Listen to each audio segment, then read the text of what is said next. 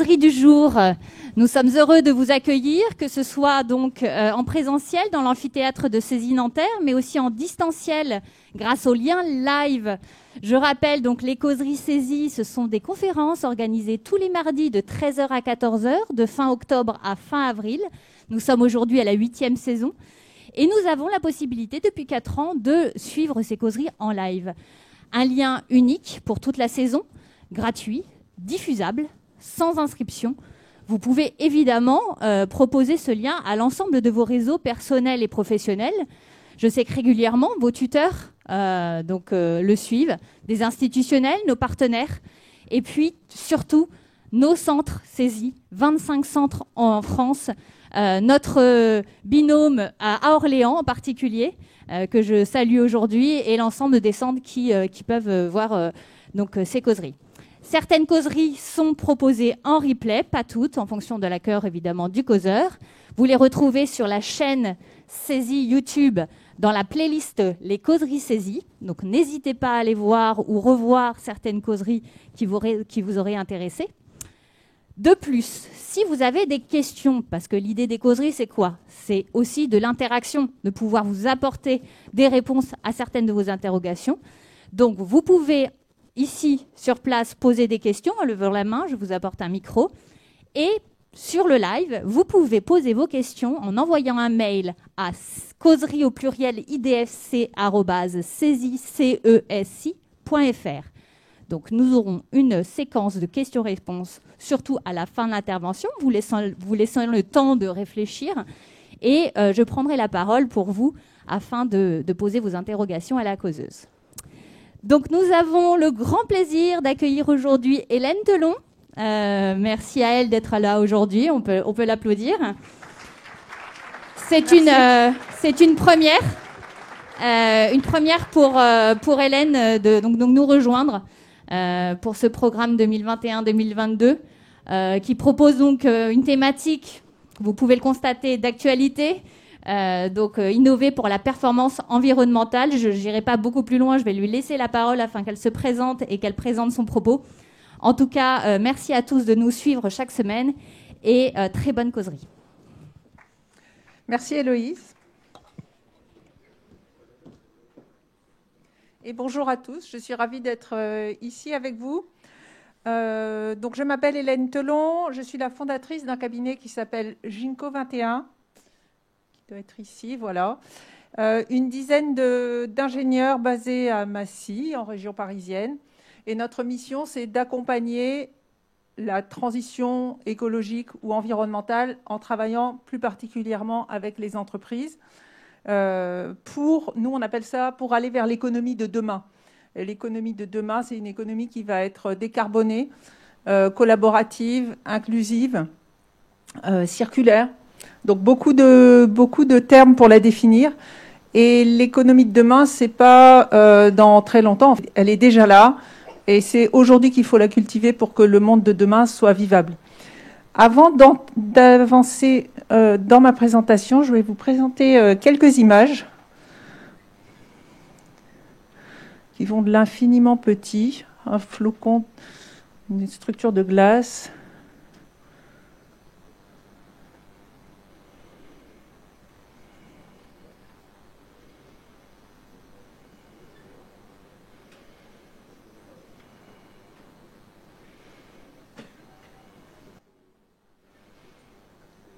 Alors pourquoi cette mise en abîme? Parce que tout ce à quoi nous travaillons chez Ginkgo 21, c'est pour ça.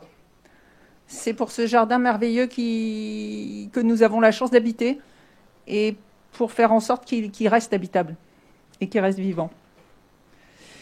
Ma présentation a un plan très simple, innover par et pour la performance environnementale en 3 points. Pourquoi? Quoi? Comment? Alors, pourquoi? Eh bien, le monde a changé. Moi, je travaille dans ce secteur-là depuis 1992 et je dois avouer que pendant 20-30 ans, c'était très difficile de vendre des missions et on avait l'impression de crier dans le désert. Aujourd'hui, le monde change à partir. Alors, les marches pour le climat, c'était dès 2018-2019, des dizaines, voire des centaines de milliers de personnes qui se rassemblent au nom de la cause climatique. Plus étonnant encore, un sondage en 2020 qui montre que 57% des Américains croient que le changement climatique est bien réel et qu'il a des sources humaines. Ici, j'ai pris le dernier numéro d'un magazine qui s'appelle Up et qui parle de voyager lentement. Voyager en stop, en cargo, en train, plutôt qu'en avion.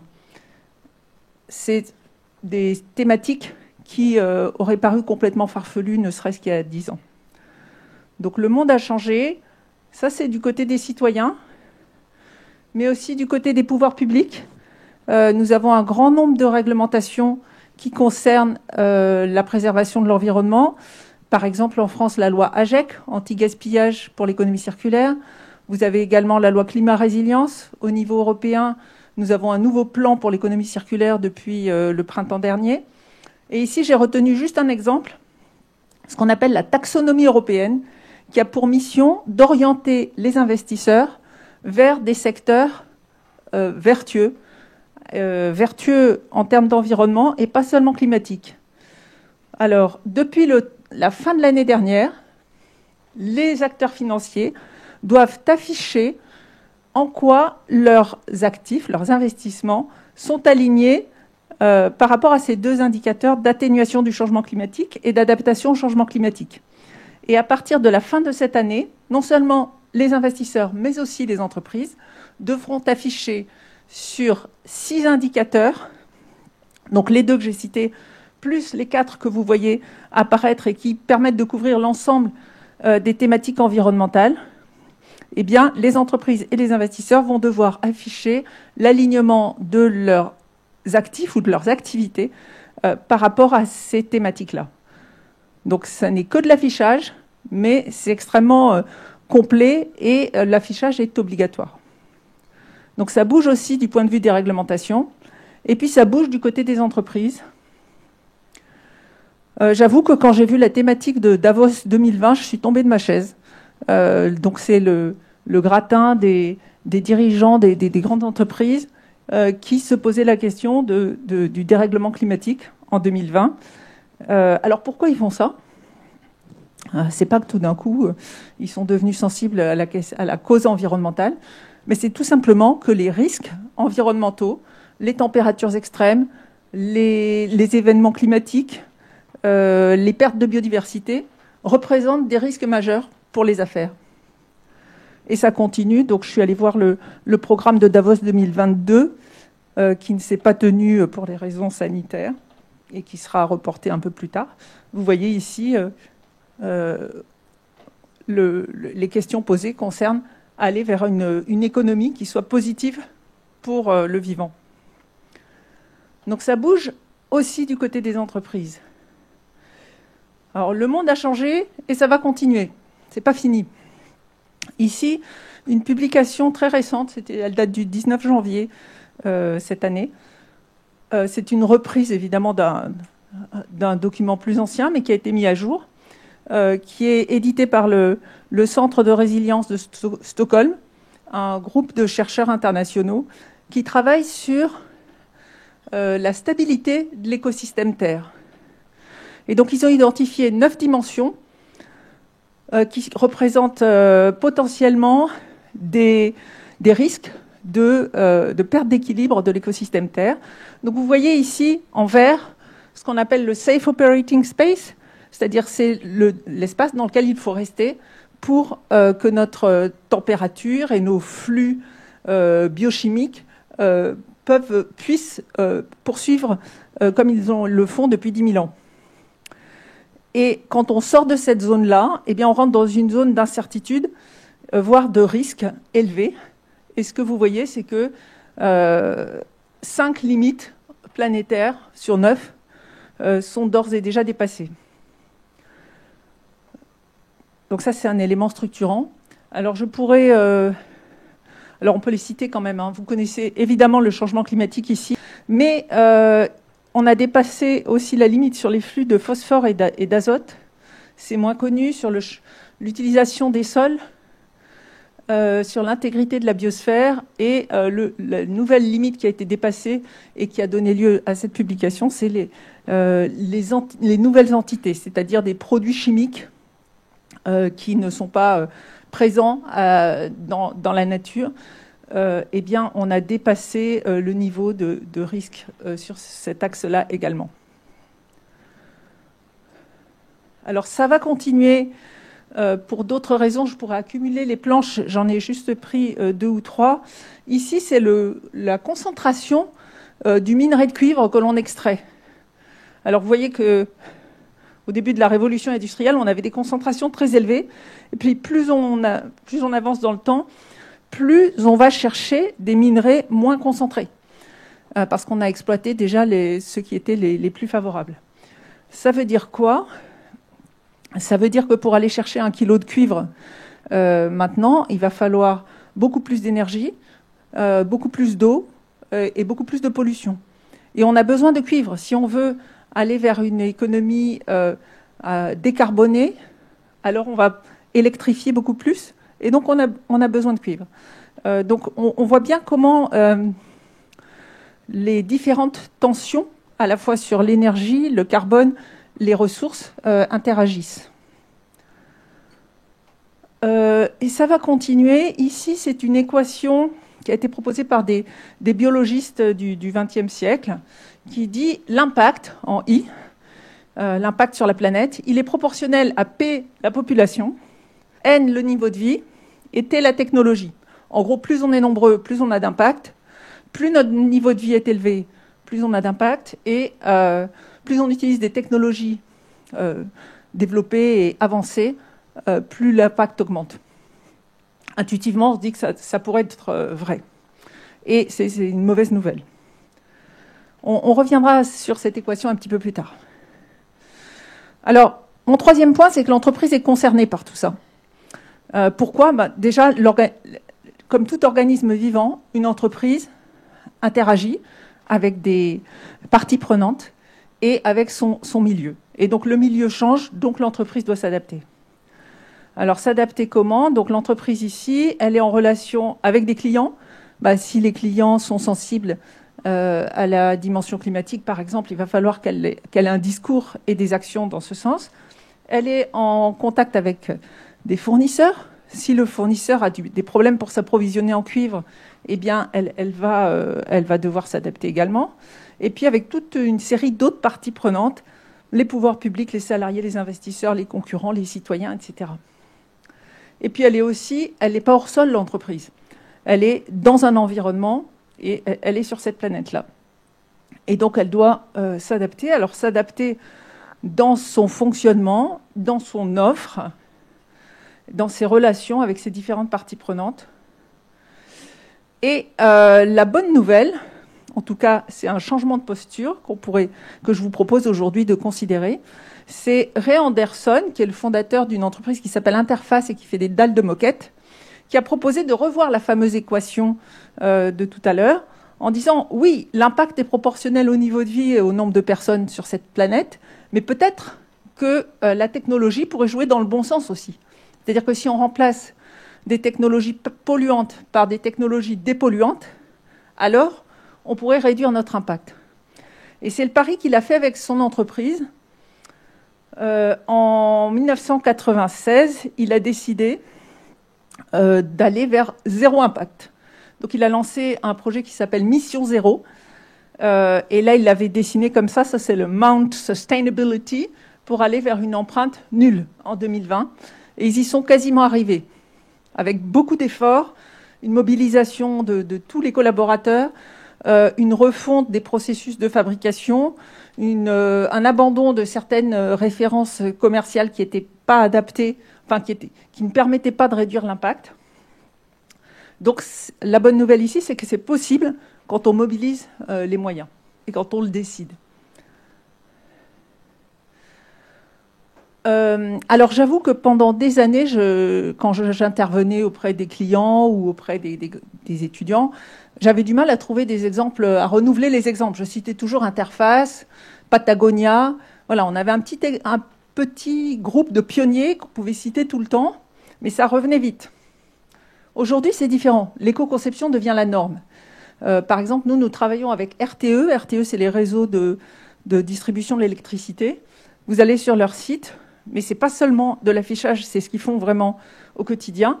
Ils misent sur l'éco-conception. Tous les projets d'investissement sont évalués non seulement du point de vue économique, de la rentabilité, mais aussi du point de vue environnemental. Nous travaillons aussi avec Orange, l'engagement Orange 2025. 100% des produits seront inscrits dans une démarche d'éco-conception. Je prends un troisième exemple, Decathlon. Si vous allez sur leur site, vous allez voir. Face aux enjeux du climat et de l'épuisement des ressources, l'objectif, c'est que 100% des produits soient conçus dans une démarche d'éco-design d'ici 2026. Voilà, donc quelques exemples d'entreprises très courantes qui montrent que l'éco-conception, aujourd'hui, devient la norme. Donc on en arrive à quoi? Qu'est-ce que ça veut dire éco-concevoir? Qu'est-ce qui change? Alors avant d'aller vraiment dans le quoi, je vais prendre 2 minutes pour poser le vocabulaire. Parce qu'on entend parler, alors je vous ai parlé de l'économie de demain, on entend parler d'économie circulaire, d'éco-conception, d'économie de la fonctionnalité. En vérité, le vocabulaire n'est pas très bien posé encore aujourd'hui. Je vous propose de considérer que l'éco-conception, c'est l'intégration dans un processus de conception classique de la dimension environnementale.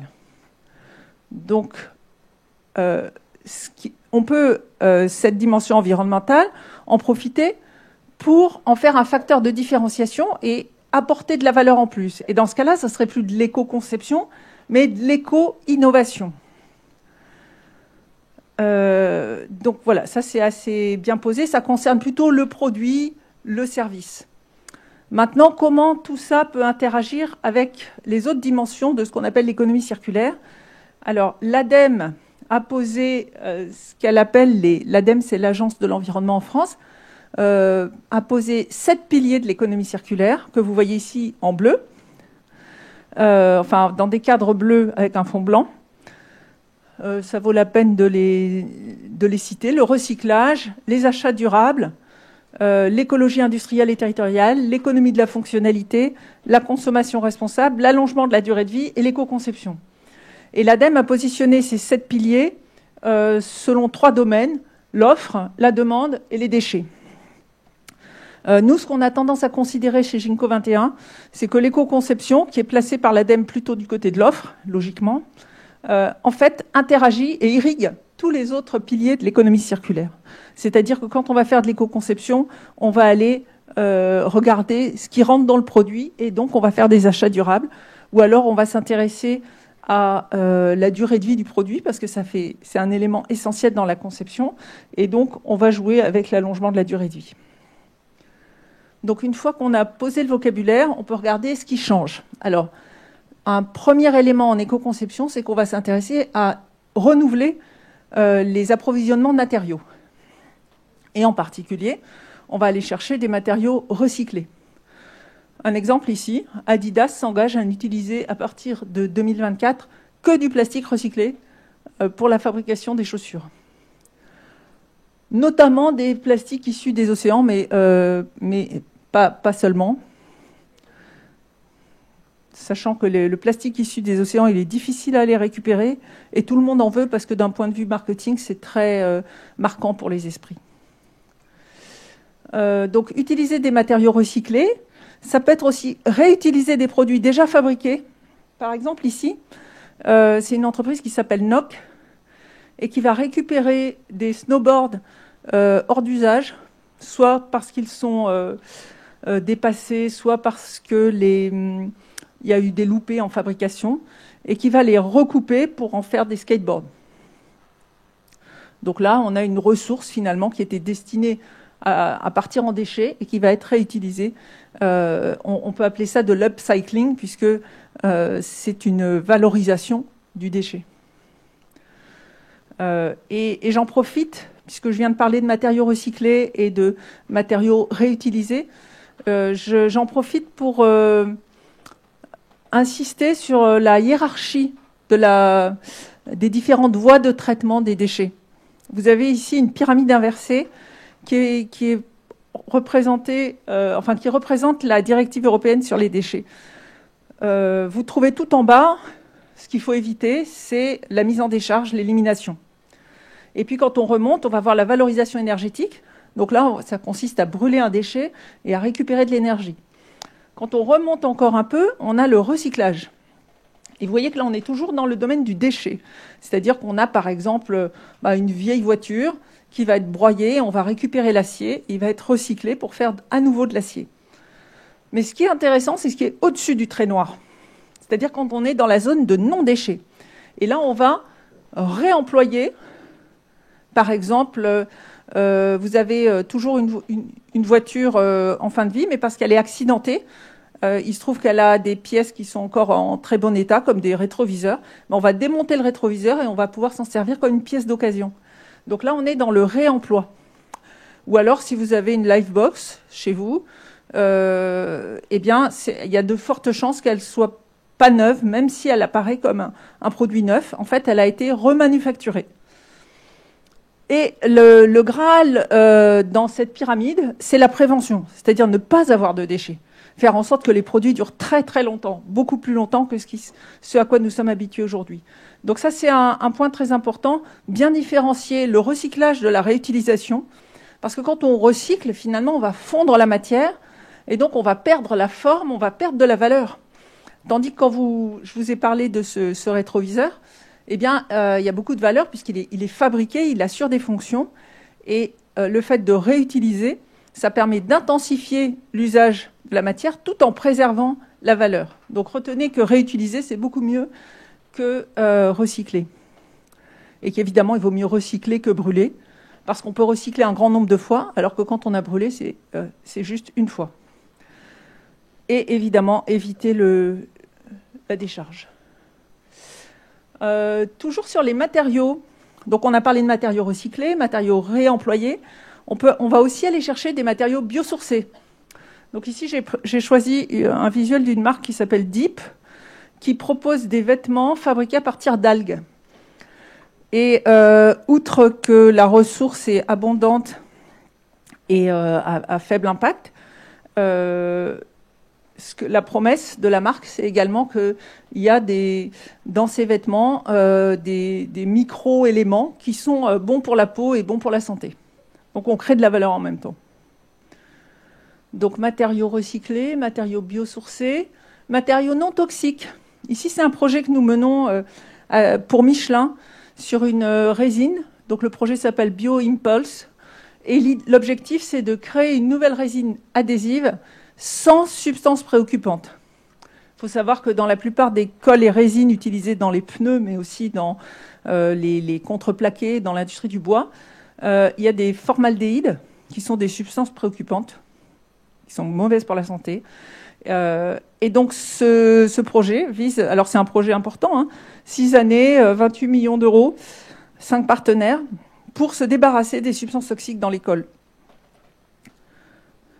Et en plus en s'appuyant sur une ressource biosourcée. Donc des matériaux non toxiques. Une fois qu'on a travaillé sur les matériaux, on va repenser le produit. Ici, j'ai pris un exemple très simple que vous connaissez probablement. C'est le shampoing sec. Enfin, c'est pas exactement... c'est comme un savon pour se laver les cheveux. Alors, quel est l'intérêt ? Eh bien, c'est que déjà, on évite de transporter de l'eau. C'est-à-dire qu'un petit savon comme ça remplace 3 bouteilles. Et quand vous allez transporter les bouteilles, vous transportez de l'eau. Et ça, c'est absurde. Ça fait des impacts, ça fait des camions sur les routes, ça fait du poids, ça fait de la consommation de carburant, ça fait des émissions de CO2 et d'oxyde d'azote, etc. Donc, si on peut éviter de transporter de l'eau, c'est plutôt malin. En plus, là, vous avez 3 bouteilles en plastique qui vont se retrouver à la poubelle, alors qu'ici, on met ça dans un petit sachet en papier. Donc, on a des bénéfices à repenser le produit. Mais ça demande aussi d'accompagner le client, parce que le client, il est habitué à avoir du shampoing liquide, et il va falloir lui expliquer tous les bénéfices de ce changement. Un autre exemple où on a repensé le produit, ici c'est une tente Quechua, où il n'y a plus d'armature rigide. C'est-à-dire que la structure est assurée par des boudins qui sont gonflés à l'air. Donc voilà, si on peut supprimer du métal, bah, c'est autant d'impact en moins, autant de consommation en moins. Et puis, il se trouve que là, si vous portez la tente sur votre dos, bah, vous serez content d'avoir une armature en air plutôt qu'une armature métallique. Donc là encore, on a une création de valeur. Alors, au-delà du produit, l'éco-conception, ça peut aussi concerner la transformation des processus de distribution et la relation client. Ici, c'est une entreprise qui s'appelle Loop et qui propose la livraison de produits d'épicerie à domicile. Et la particularité de cette marque, c'est que tous les emballages sont consignés. C'est-à-dire que vous allez commander peut-être toutes les semaines ou tous les 15 jours et vous allez conserver vos emballages, payer une consigne dessus et quand le livreur viendra la prochaine fois, il reprendra les emballages vides qui vont être nettoyés et re-remplis. Donc c'est un modèle complètement innovant. Et ce qui est intéressant, c'est que c'est aussi un laboratoire d'expérimentation pour les marques, puisque vous voyez par exemple que des grandes marques ici de jus, de chocolat, etc., sont impliquées dans ce projet-là et donc apprennent, testent l'utilisation d'emballages re-remplissables grâce à cette expérimentation. Alors ça peut aller plus loin.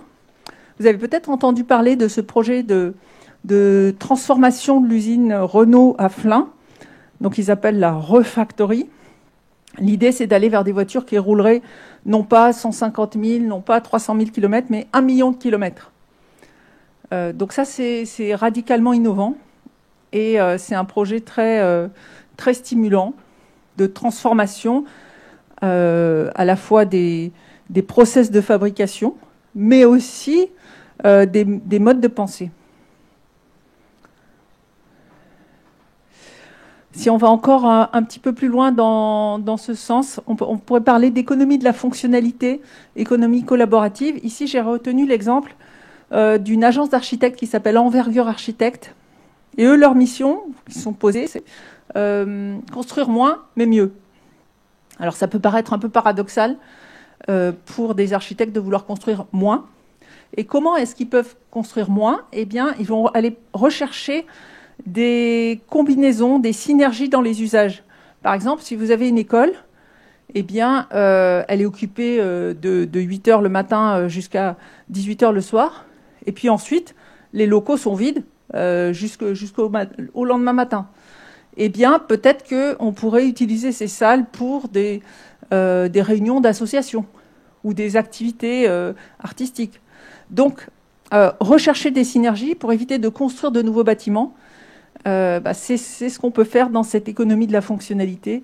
On va rechercher une performance d'usage et si on évite de construire, on va éviter d'artificialiser des sols, de consommer des matériaux, de dépenser de l'énergie aussi.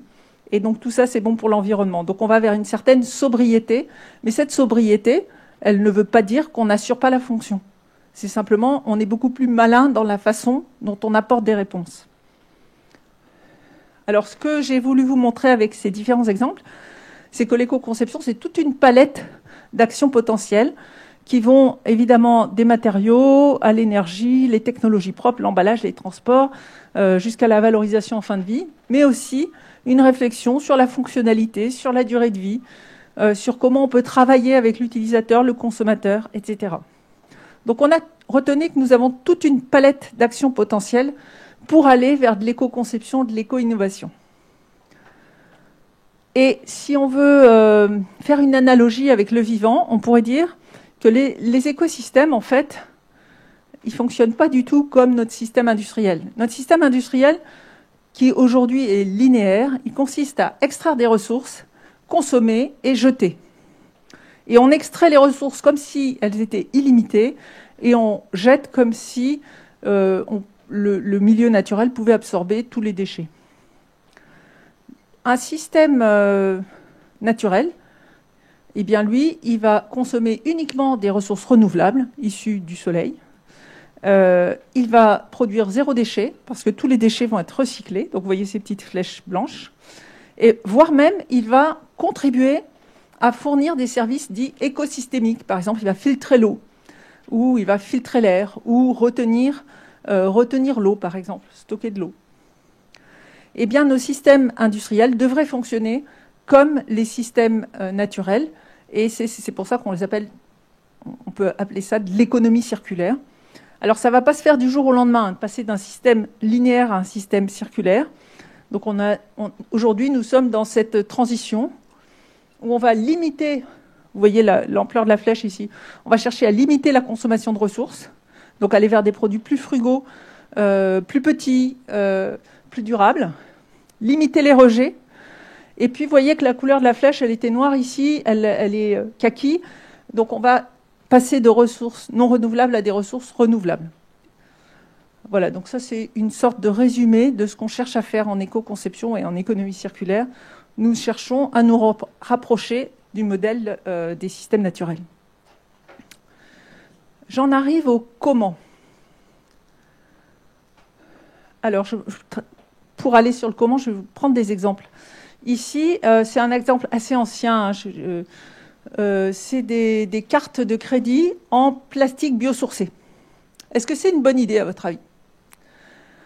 Il faut regarder, en fait. Est-ce que, bien sûr, si on remplace une matière... D'habitude, c'était du PVC, donc un plastique issu du pétrole. Donc, je le remplace par une matière biosourcée. Ça va plutôt dans le sens de ce que je disais. J'utilise une matière renouvelable. Mais quels sont les impacts de cette matière renouvelable ? Pour ça, on utilise un outil qui s'appelle l'analyse de cycle de vie. C'est-à-dire qu'on va regarder quels sont les impacts associés à la production de ce plastique, en l'occurrence c'est du PLA, polylactique acide, sur toute sa vie. Depuis la culture du champ, c'est du maïs, en amont. Donc on va regarder tout ce qui rentre dans le champ, les matières premières, l'énergie, l'eau, et tout ce qui sort. Des émissions dans l'air, dans l'eau, dans les sols. Et on le regarde pour la culture du maïs, pour la transformation en PLA, et puis pendant toute la vie de la carte de crédit. Alors, vous voyez que ces différents indicateurs nous permettent de capter évidemment les émissions de CO2 dans les substances dans l'air, mais aussi d'autres impacts. Je vais mettre ici. Donc, c'est ce qu'on appelle une approche multicritère. On s'intéresse au changement climatique, mais aussi à l'épuisement des ressources, à la production de déchets, à l'eutrophisation de l'eau, au smog photochimique. Donc c'est important que cette approche soit multicritère, parce que sinon on pourrait choisir une solution qui va être bénéfique pour le changement climatique, mais qui peut-être va conduire à libérer de grandes quantités de substances toxiques dans l'environnement. Si je reviens ici, tout l'intérêt de l'approche ACV, analyse de cycle de vie, c'est que ça nous permet, puisqu'on intègre l'ensemble du cycle de vie, d'avoir une vision globale et de repérer d'éventuels transferts d'impact. Par exemple, ici, sur cet exemple, on réduit l'impact en phase d'utilisation, mais on l'augmente un peu en fin de vie et en production. Donc finalement, on ne gagne rien. Donc vous voyez bien que pour évaluer ces cartes de crédit en PLA, il va falloir une approche sur l'ensemble du cycle de vie pour vérifier s'il y a des transferts de pollution ou pas entre les différentes étapes du cycle de vie, et également développer une approche multicritère. Donc c'est ce qu'on a fait, et on va voir les résultats ici. Donc vous avez en vert clair la solution PLA, et en vert foncé la solution PVC. C'est un graphe où plus on est proche du centre, moins il y a d'impact, donc il vaut mieux être tout près du centre. Et on est bien dans une approche multicritère, c'est-à-dire que vous repérez ici le changement climatique, la consommation d'eau, l'eutrophisation, etc. Alors, qu'est-ce qu'on voit quand on regarde ce graphe ? On n'a pas gagné grand-chose, en fait. C'est-à-dire que la solution PLA, elle est meilleure que la solution PVC sur un certain nombre d'indicateurs, comme le changement climatique ou ici la toxicité, mais elle est moins bonne sur l'acidification, la consommation d'eau, l'eutrophisation. Et c'est logique parce que tous ces impacts-là sont typiques de la production agricole. Donc, première conclusion, finalement, c'est un transfert d'impact. On en a moins sur certains indicateurs, on en a plus sur d'autres. Donc finalement, ça serait peut-être plus intéressant d'utiliser des matériaux recyclés que de simplement passer d'un plastique pétrosourcé à un plastique biosourcé. Deuxièmement, ça serait bien de prolonger la durée de vie de la carte, parce que votre carte, au bout de 2 ans, 3 ans, vous la jetez, alors que peut-être on pourrait s'en servir encore. Et puis, le dernier point, et le plus important, c'est que quand on fait la CV, non pas simplement du support de carte, mais de la carte dans son ensemble, avec la puce, on s'aperçoit que la puce porte 95% de l'impact. Donc finalement, ce n'est pas la bonne question de se dire je vais changer le corps de carte pour le faire en PLA ou en PVC recyclé. Le vrai sujet, c'est comment je réduis l'impact de la puce. Donc voilà, la bonne méthode pour faire de l'éco-conception, c'est mesurer les impacts sur l'ensemble du cycle de vie de façon multicritère et repérer où sont les leviers d'action. Alors un autre exemple, c'est McDo en Angleterre qui a décidé de remplacer ses pailles en plastique par des pailles en carton, en papier en fait. Alors première substitution, ça a été un flop parce que le papier était trop fin et les clients n'étaient pas satisfaits. Donc première conclusion, c'est qu'un produit éco-conçu, c'est d'abord un produit qui remplit sa fonction, c'est un produit qui est fonctionnel. Sinon, vous allez le jeter et vous avez beau avoir mis dedans des matières biosourcées ou des matières recyclées, finalement, c'est du gaspillage. Donc retenez bien ça, le premier point, c'est un produit éco-conçu, c'est un produit fonctionnel qui remplit sa fonction, qui satisfait le client. Alors, devant le flop, McDo, au Royaume-Uni, a choisi de renforcer les pailles. Sauf qu'en les faisant en papier épais, eh bien, les recycleurs ne savent plus les recycler. Donc, en fait, ces pailles ne sont pas recyclables. Voilà, donc c'est un petit exemple qui montre, qui rappelle que il faut penser à la fonction et puis il faut prendre en compte le terrain, la réalité du terrain. J'ai beau faire un produit qui est en papier, si les recycleurs ne savent pas le recycler, ben il restera incinéré ou mis en décharge. Troisième point, c'est qu'en France, c'est interdit les pailles. Et je ne sais pas si vous avez vu ce qu'ils ont fait, McDo, ils ont proposé une solution avec un gobelet avec un bec. Voilà, donc c'est pas pour dire que c'est mieux, mais en tout cas, c'est intéressant de se dire qu'on peut toujours repenser la façon dont on délivre le service.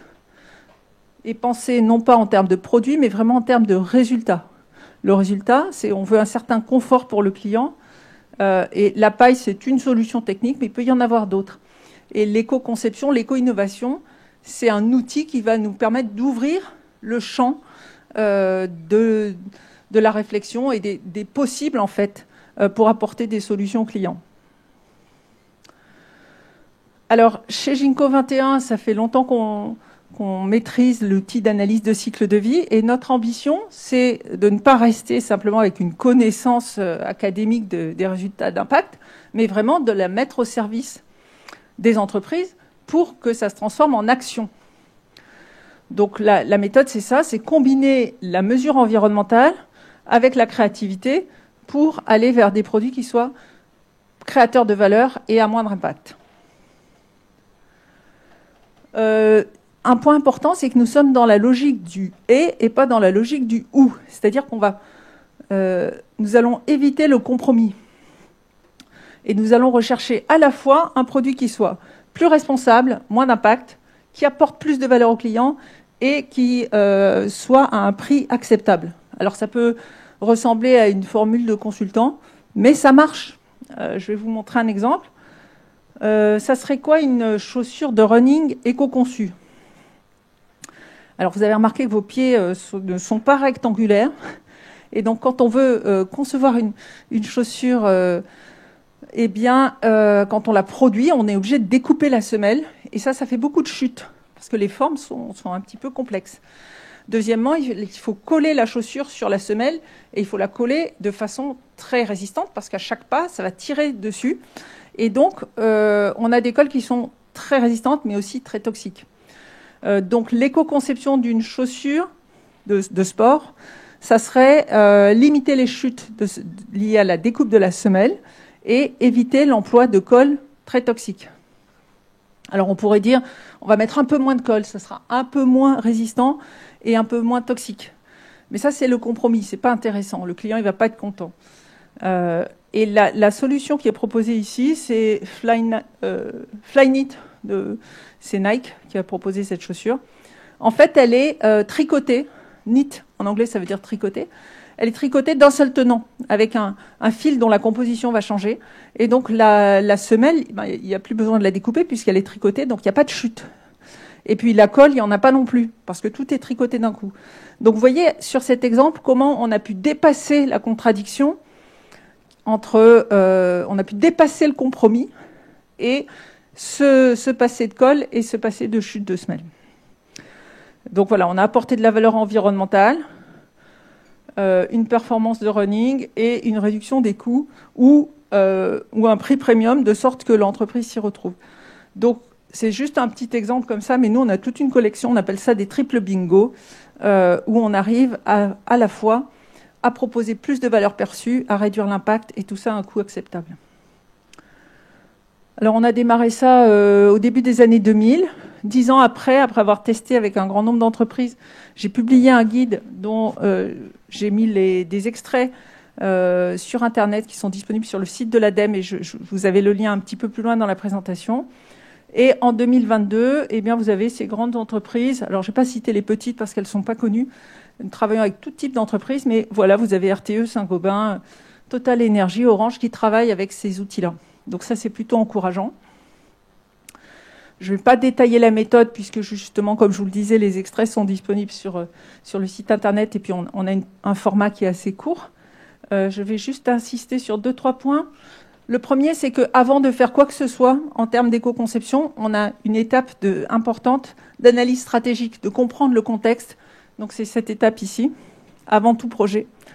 Un deuxième point, c'est que vous voyez que la recherche de solutions, ici, imaginez, elle intervient après une phase d'analyse. Trop souvent, on voit des projets d'éco-conception qui partent avec une idée. On sait déjà quelle est la solution. Et ça, c'est pas une bonne méthode d'éco-conception, c'est pas une bonne méthode d'éco-innovation. Si vous savez dès le début quelle est la solution, vous limitez le champ des possibles, en fait. Donc, en fait, nous, on va prendre le temps de regarder quels sont les impacts environnementaux, quelles sont les fonctions attendues, on va faire une analyse d'usage, quels sont les impacts sociaux, et ensuite seulement, on va aller chercher des idées. Et un troisième point important, c'est ici, toutes ces flèches-là sont des itérations. On est comme dans le design thinking où on va apprendre au cours du processus et ça va peut-être nous faire remonter en amont sur d'autres étapes. Donc on est dans un processus qui n'est pas du tout linéaire. Alors tout ça c'est bien beau. J'en arrive à la conclusion. Il y a eu un petit bug depuis le début, d'un petit décalage sur le support, mais on arrive à lire. En 2050, 10 milliards d'humains. Donc on va pouvoir faire toute l'éco-conception qu'on veut. La consommation va augmenter. Le niveau de vie, on l'espère, va augmenter.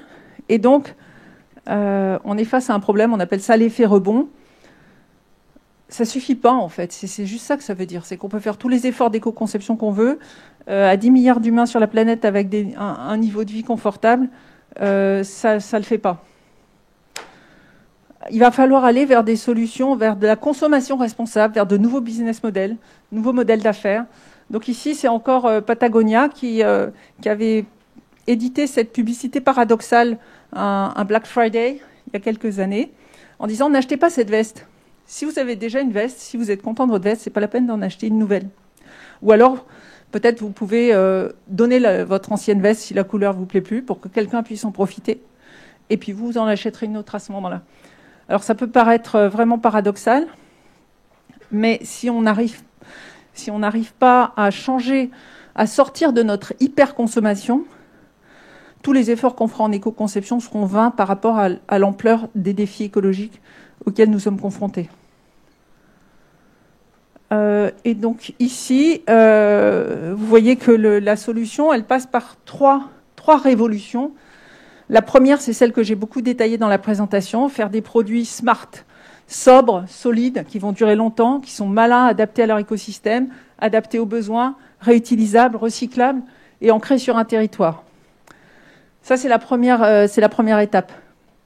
Mais ensuite, il va falloir renouveler nos modèles d'affaires, passer vers ce qu'on appelle de l'économie de la fonctionnalité, où on va avoir plutôt l'usage d'un produit que sa propriété, des modes plus collaboratifs qui vont permettre d'intensifier l'usage de la matière et des produits, et puis un marketing responsable pour contribuer à faire évoluer les mentalités et les comportements des consommateurs.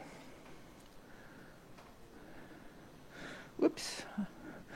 Donc vous avez ici les liens pour regarder les extraits de la méthode. Et j'en ai terminé. Ça, c'est le parcours qu'on a suivi. Et si vous avez des questions, je serais ravie de vous répondre. Alors, levez la main pour ceux qui auraient des questions.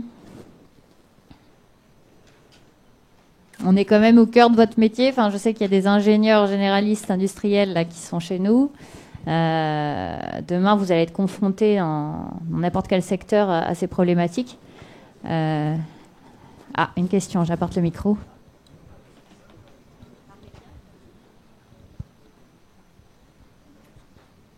Du coup, la question c'est, est-ce que vous allez vers les entreprises ou c'est les entreprises qui vont vers vous pour les collaborations? Alors nous, on est un cabinet de conseil. Donc pendant des années, j'ai pris mon bâton de pèlerin pour aller démarcher des entreprises. Et c'était assez difficile. On y arrivait parce qu'on avait des supports de l'ADEME, donc des subventions, qui permettaient de réduire le coût pour les entreprises. Mais c'était difficile de trouver des clients. Aujourd'hui, c'est le contraire. Aujourd'hui, on a dû mettre en place un système pour répondre aux sollicitations. Et on est en position de choisir nos clients. Donc aujourd'hui, notre souci, ça va plutôt être de travailler avec des clients qui sont très motivés, plutôt que de travailler avec des clients qui font un peu de greenwashing.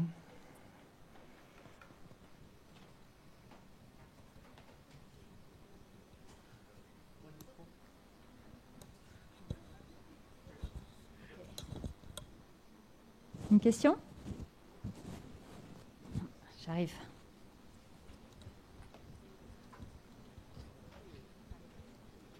Merci beaucoup d'abord. Donc, je tenais à vous remercier pour cette belle présentation. La première des choses que j'ai retenues, je me dis, on parle du recyclage. Si on parle du recyclage, c'est parce qu'on fabrique.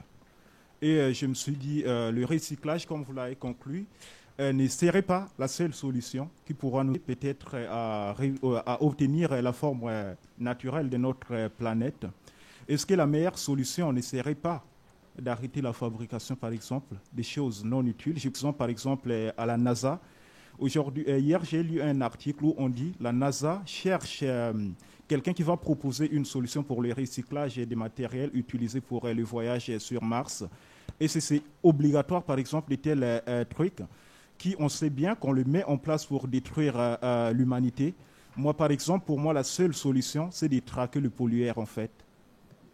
C'est ça, en fait, mon idée. Merci.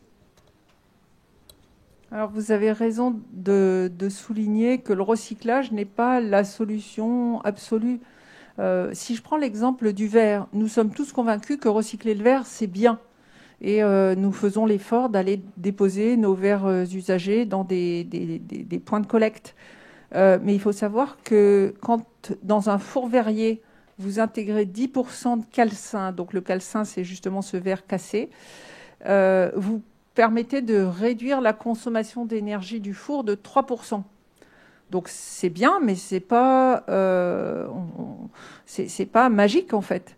Ce qui serait beaucoup plus intéressant pour le recyclage du verre, c'est de réutiliser les bouteilles plutôt que de les casser. Moi, ça me fait mal chaque fois que j'entends la bouteille qui tombe dans le container et qui se casse, parce qu'on est en train de détruire de la valeur. Donc le recyclage, c'est bien, mais ça n'est pas la panacée. Le recyclage, ça a des impacts, et surtout le recyclage, ça conduit à une destruction de valeur, puisqu'on perd la forme, et il va falloir recycler la matière et donc la refondre.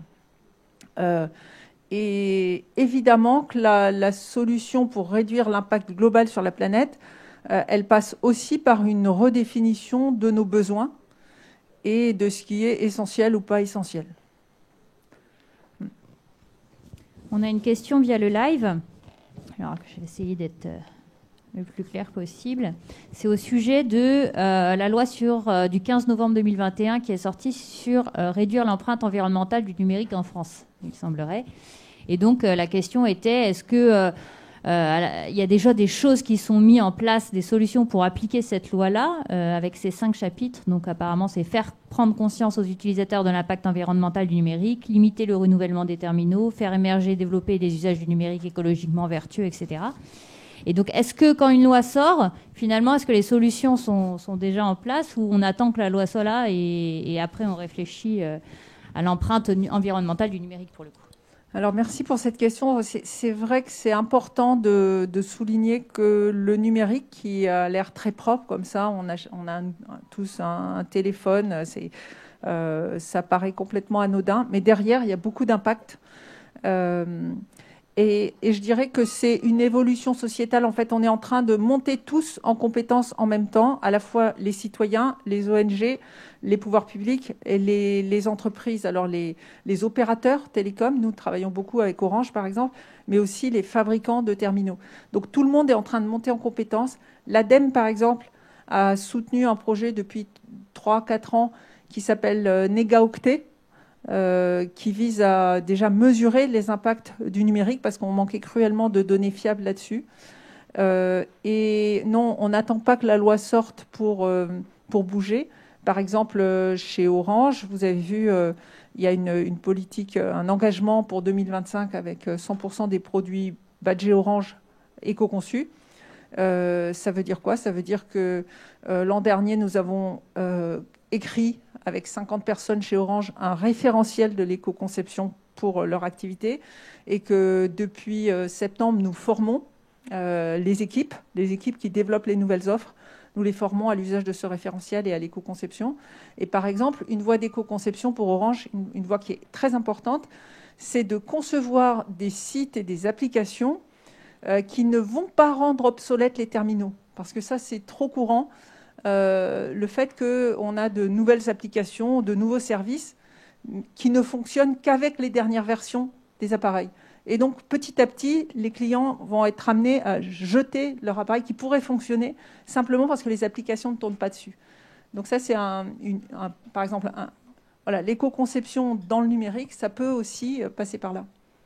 Merci. Une autre question de notre collègue Philippe, donc à Strasbourg. Pensez-vous que la voiture électrique soit une réponse éco-conçue à la voiture thermique? Grave question.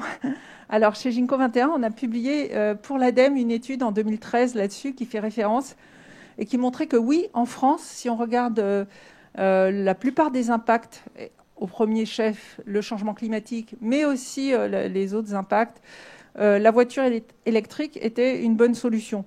Mais ce n'est pas le cas en Allemagne, par exemple, parce qu'on a un mix électrique qui est différent et plus carboné, qui fait que la voiture électrique peut être plus dommageable pour l'environnement que la voiture thermique. Donc, en fait, il va falloir regarder comment on produit l'électricité. Par exemple, en Corse, toute l'électricité est d'origine thermique. Donc, ça n'a pas de sens d'utiliser une voiture électrique en Corse. Et une autre question au sujet finalement de l'impact réel de l'éco-conception. Quand vous en parliez, si l'éco-conception c'est une bonne idée, si derrière on a d'autres choses mises en place, s'il y a moins de consommation, si on a des réglementations adaptées, etc. Donc la question est justement, est-ce que l'éco-conception n'est pas un pansement sur une jambe de bois quand les compagnies, par exemple aériennes, créent des avions qui consomment moins, mais qui font voler des avions à vide dans certains cas et surtout pendant la pandémie pour garder leur espace. Voilà. Est-ce que finalement on n'est pas dans une impasse? Alors c'est là que l'analyse de cycle de vie, cet outil dont j'ai parlé, qui prend en compte l'intégralité du cycle de vie et qui développe une approche multicritère, où on va s'intéresser non seulement au changement climatique, mais aussi à la pollution de l'air, de l'eau, des sols et à l'épuisement des ressources, donne une vision globale. Et donc, on aura beau faire des avions qui consomment moins, si on fait un bilan global sur l'activité de la compagnie, et aujourd'hui, on sait faire des analyses de cycle de vie dites organisationnelles, eh bien, on va se rendre compte qu'il y a des avions qui volent à vide. En tout cas, ça va rentrer dans la mesure de l'impact. Il y a deux personnes qui... Ouais. Bonjour. Ce serait simplement pour savoir, du coup, après cette analyse de cycle de vie, effectivement, c'est intéressant pour vous en tant que cabinet et aussi pour l'entreprise pour voir où ils en sont dans la démarche. Mais en tant que consommateur, comment nous, on peut voir de manière quantifiée qui fait du greenwashing et qui est plus profond dans sa démarche? Merci. Alors, petit à petit, vous allez voir apparaître des applications. Par exemple, vous en avez dans le textile, ça s'appelle Clear Fashion, mais, qui s'appuie sur les bases de données professionnelles d'analyse de cycle de vie pour donner des notes disponibles aux consommateurs. Aujourd'hui, vous avez une application dans le domaine nutritionnel qui s'appelle Yuka pour tous les produits agroalimentaires. Eh bien, nous, chez Ginkgo 21, nous avons travaillé avec l'ADEME pour produire une base de données ACV d'environ 3000 références sur les aliments les plus couramment mangés en France. Eh bien, Yuka, et puis ses concurrents aussi, il n'y a pas qu'une application, va avoir accès à cette base de données professionnelle pour mettre à disposition du public des notes. Alors tout ça, c'est de la science qui avance. C'est-à-dire que nous, on a fait ce qu'on a pu. Il y a de grands trous dans les bases de données. Donc, faut comprendre que nous évaluons aussi la qualité de ce que nous faisons. Et parfois, on fait ce qu'on appelle nous produisons avec la donnée un Data Quality Indicator qui va donner, ou ratio, DQR, qui va donner le niveau de fiabilité de la donnée. Donc ça, c'est un peu embêtant parce que quand on a une application qui va être mise à disposition du public, on aimerait bien que toutes les données soient très solides. Aujourd'hui, voilà, on est dans une construction sociale, en fait, de toute cette compétence, et une montée en compétence de toute la société là-dessus.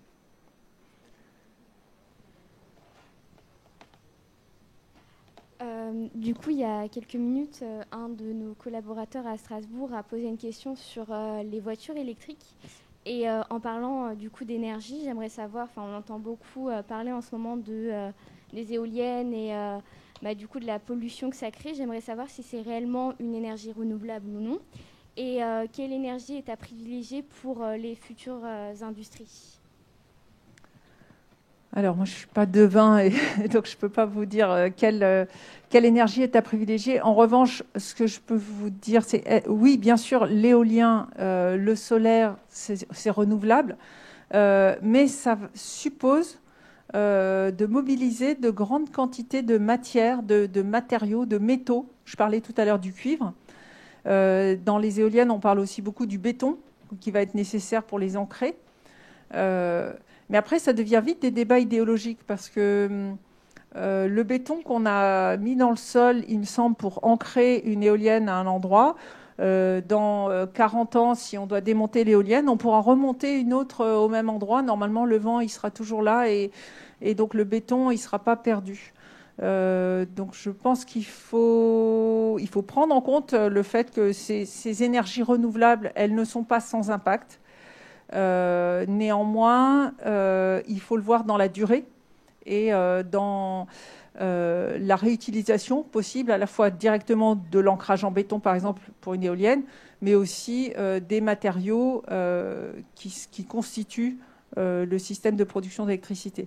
Alors c'est vrai qu'aujourd'hui, on ne sait pas trop recycler les panneaux solaires. Si les éoliennes sont en composite, alors les parties métalliques, on sait très bien les recycler. Les parties composites, c'est beaucoup plus compliqué. Donc ça veut dire aussi que peut-être que nous avons jusqu'à présent mal conçu, en tout cas on n'a pas éco-conçu nos systèmes de production d'électricité renouvelable. Et donc il y a tout un champ pour reconcevoir ces systèmes de production d'électricité. On va prendre une dernière question, même si il y a encore quelques questions sur le live, mais si avec votre accord, on pourra vous les envoyer et que vous répondrez par mail. Pierre-Nicolas de Rouen nous demande sortir du modèle d'affaires actuel, est-il possible finalement sans sortir du modèle économique actuel? C'est une grande question, oui. Là aussi, ça dépasse largement mes compétences. Moi, ce que je pointe, c'est que une simple réponse technique en optimisation de la conception des produits ne résoudra pas le problème. et qu'on a besoin d'aller vers un système plus vertueux qui va privilégier l'usage sur la possession. Alors après, est-ce qu'on reste dans un système capitaliste ou pas? Ça, c'est au-delà de ça. Au-delà de ce vers quoi. Oui, c'est une question un peu large. Pour juste finir, chez Ginko 21, quels postes sont impliqués? Ingénieurs, chercheurs, techniciens? Chez vous, vous avez quelle formation et vous cherchez quel profil finalement pour travailler avec vous? Nous, on n'est que des ingénieurs chez Ginko 21. Et quand on a besoin de compétences en marketing, parce que finalement, ça peut être utile dans certains cas, on a tout un réseau de partenaires autour de nous. Donc, ils sont des partenaires seniors qui vont apporter des compétences complémentaires, soit en programmation, parce qu'on n'a pas envie de faire de la programmation, soit en marketing, soit en communication. Merci beaucoup Hélène, vous pouvez l'applaudir, c'était vraiment formidable, très riche. Merci.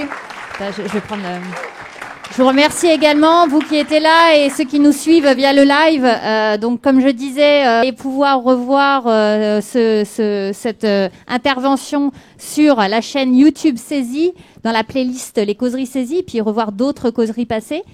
Vous avez la possibilité de demander aussi peut-être donc les contacts, vous les avez là, et envoyer un mail à causerie@saisie.fr pour toutes vos questions. Et la semaine prochaine, on vous attend avec une causerie très très intéressante également sur la conduite du changement, puisque toutes ces nouvelles technologies, ces nouveaux process incluent de la conduite de changement dans les entreprises, transformer son entreprise grâce à la sociodynamique. On vous attend nombreux, prenez soin de vous et puis bon après-midi. Merci à vous.